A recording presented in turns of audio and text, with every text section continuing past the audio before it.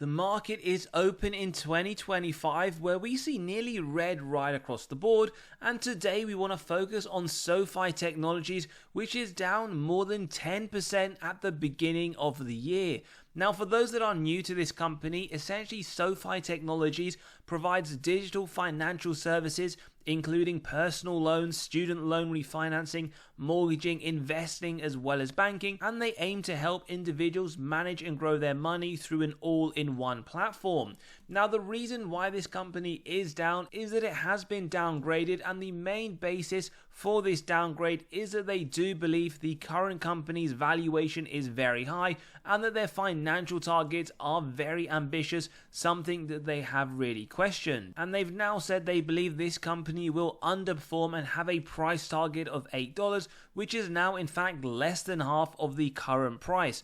So the main reason today for this company, there has been no massive news, just one company, and we've seen this a lot with SoFi, where essentially they have downgraded the performance. Now bear in mind, this is a company in their last quarter where we saw growth, double-digit continuation to their quarterly members, and we also got to see that to their products on a quarter-by-quarter basis, and their performances were also very strong financially speaking. In terms of their quarterly revenues, we got to see very impressive 30% year-on-year growth, and their EBITDA margin coming in at 27%, the second highest on record, as well as 186 million EBITDA, and that is the highest they have had. Other points to flag, their net revenues also continuing to increase on a trailing 12 month, the same to be said for the EBITDA, and they have on a trailing 12 month now turned a net income 214 million, and this is the first time we have seen this, something we will show you.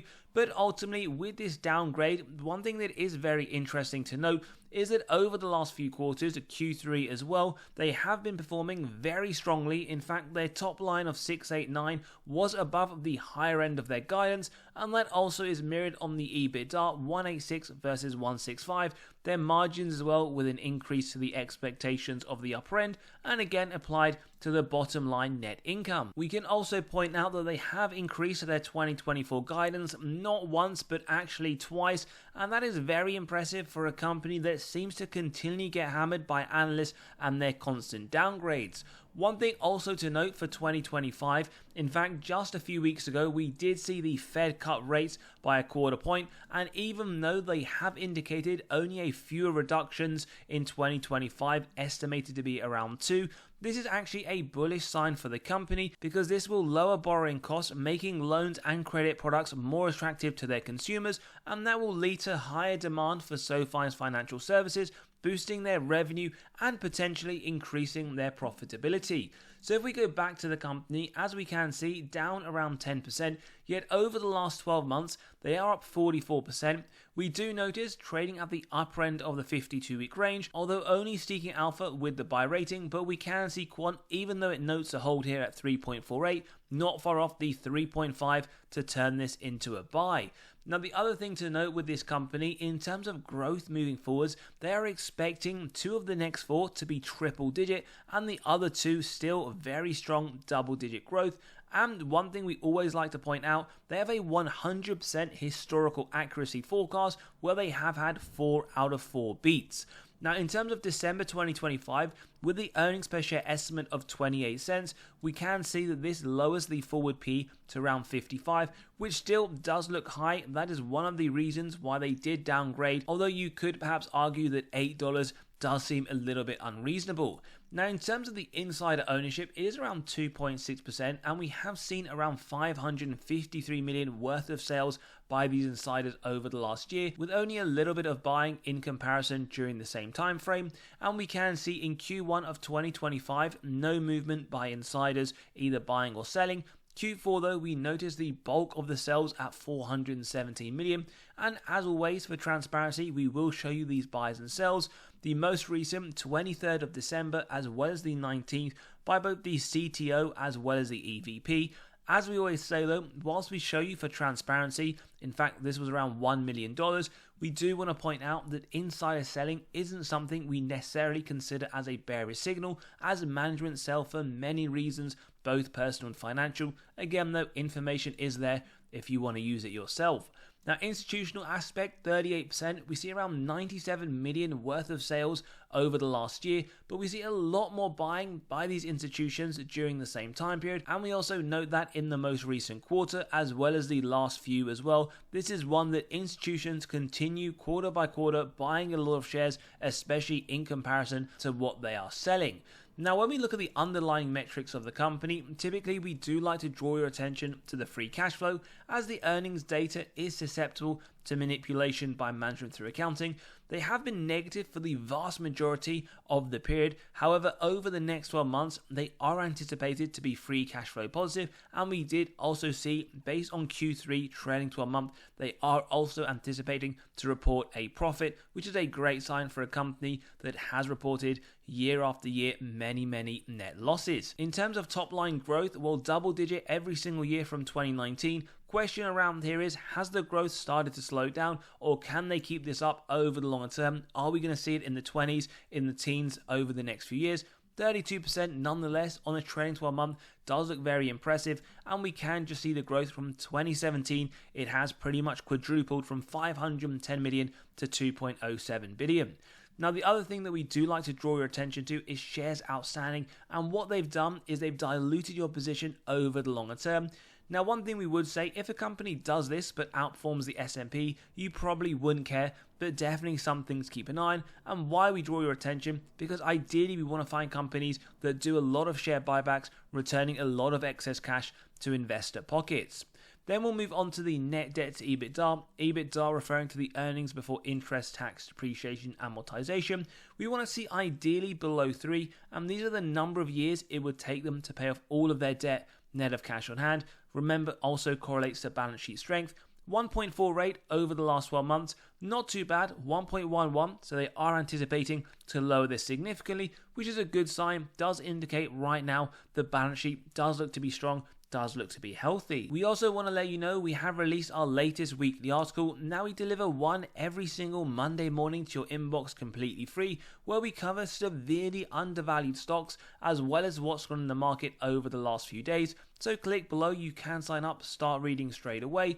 But you'll also be able to gain access to 40 undervalued stocks for the month of January. Lots of information for each one, as well as the upside that Wall Street themselves see over the next year. And on top of that, you can grab another spreadsheet detailing 29 stocks that Wall Street themselves believe right now have the most upside in the S&P. So click below, you can sign up and start reading straight away. Now we also want to show you their income statement. Now we have already covered their revenue. In fact, over the last few years, as we mentioned, quadrupled from 507 to 2.1. We also noticed on a trailing 12 month of 2.5 billion that they should have a fairly strong year for the full year of 2024. But the real thing we want to point out here is their bottom line net income. As we said, they have found it difficult to report a net income. The first time we saw that was in 2017. Haven't seen that since, although on the trailing 12 month and based on their Q3 presentation, we are expecting 2024 to be the first year in many years where we do get a bottom line that is positive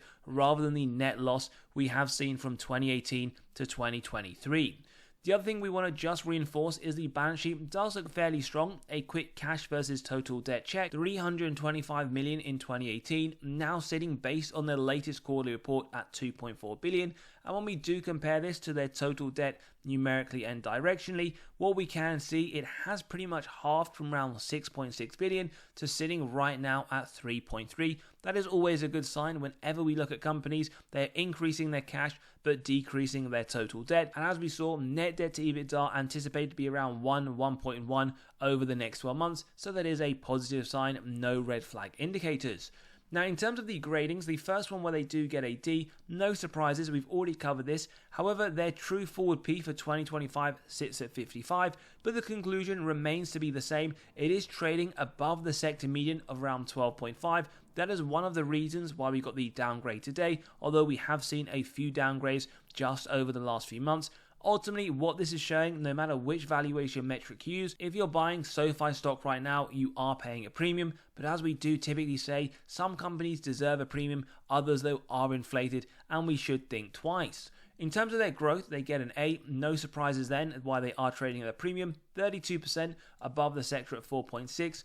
Forward looking 25%, again above the sector at 5.4, and EBITDA growth moving forwards 87%, a lot better than the sector at 9.1. In terms of profitability though, they get a D-. Gross margin is looking strong at 83% against the sector at 60. Bottom line, 8.5, that is considerably lower, the 22% from the sector median.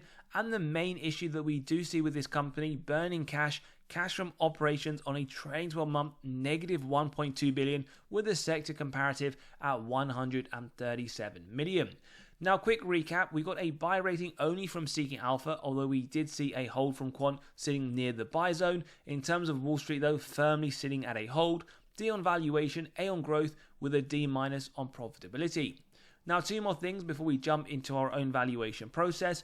In terms of the total return against others in the consumer finance industry, over the last year, they were up fairly strongly, 47%, although they weren't the best performing, pretty much sitting around the middle. And when we look over the last 3 years, we can actually see one of the worst performing, down around 12%.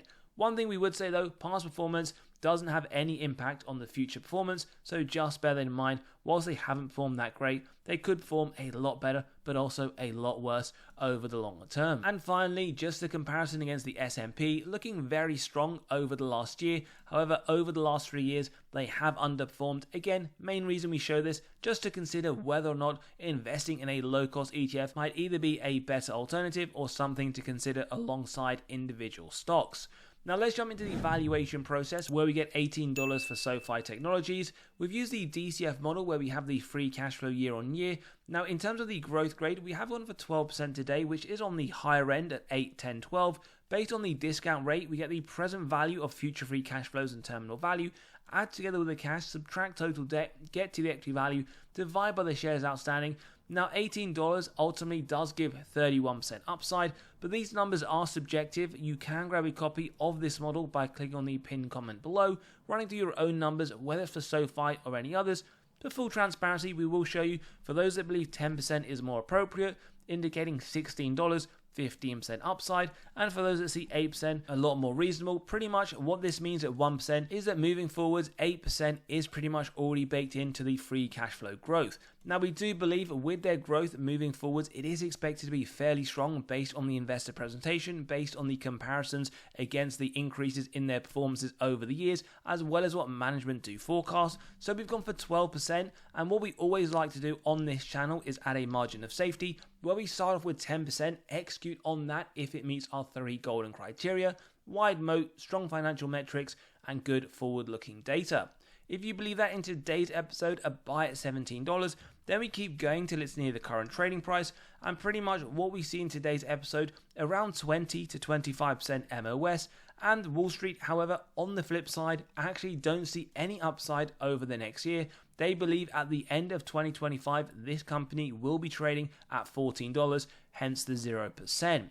The other thing that we have added in today's analysis is just for those that do see over the long term, maybe not over the next year, SoFi being around a similar market cap as PayPal.